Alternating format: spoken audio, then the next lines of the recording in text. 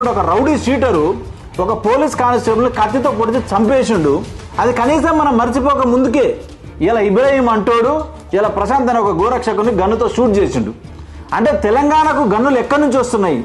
హైదరాబాద్ తెలంగాణ రాజధానికి గన్నులు ఎక్కడి నుంచి వస్తున్నాయి? ఇలా ఈ రాష్ట్ర హోంమంత్రి అయినటువంటి రేవంత్ రెడ్డి గారు చెప్పాలి. నేను చెప్పేది ఏంటంటే ఇవన్నీ కూడా ప్రభుత్వం అండతోనే జరుగుతున్నాయి. ప్రభుత్వం అండ లేనిదే ఇవన్నీ జరగవు. ఇలా దరిద్రం ఏంటంటే ఈ కాంగ్రెస్ ప్రభుత్వానికి ఈ ముస్లింల యొక్క ఓట్లు కావాలి. ఆ ఓట్ల కోసం మన గుళ్ళు పోయినా, మన ఆడపిల్లలను లవ్ జిహాద్ పేరు మీద ఎత్తకపోయినా, మన భూముల్ని వాళ్ళు దోపిడీ చేసినా, ఇట్లా మన గోరక్షకుల్ని చంపినట్టు కాల్చి చంపినా, ఏమి చేసినా కూడా ఈ కాంగ్రెస్ ప్రభుత్వం అనేది నోరు అనేది మెదపదు, నోరు ఎత్తదు. ఇప్పటికైనా ఈ తెలంగాణ సమాజానికి ఇది అర్థం కావాలని నేను కోరుకుంటున్నా. మూడో విషయం ఏంటంటే దాదాపు 90% మందికి ఏం జరుగుతుందో కనీసం తెలియదు.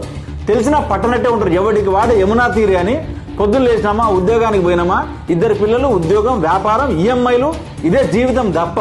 లేదంటే అప్పుడెప్పుడు గుళ్ళకు గోపురాలకు పోతే కోరికలు తీర్చమని దేవుని మొక్కినామా తప్ప ఇట్లా హిందూ ధర్మానికి ఏం జరిగినా, హిందూ గుళ్ళకు ఏం జరిగినా, హిందుత్వ కోసం పోరాటం చేసే వాళ్ళకు ఏదైనా జరిగినా కూడా కనీసం స్పందించరు. కనీసం వాళ్ళకి తెలిసిన విషయం నలుగురికి చెప్పే ప్రయత్నం కూడా చేయరు. ఇంతకంటే దౌర్భాగ్యం ఏమీ లేదు. దీనికి పరిష్కారం ఏంటంటే ఒకటే, హిందువులలో చైతన్యం రావాల్సిందే, హిందువులలో ఐక్యత పెరగాల్సిందే. అట్లయితేనే మనం కాపాడుకోగలుగుతాం తప్ప లేకపోతే లేదు.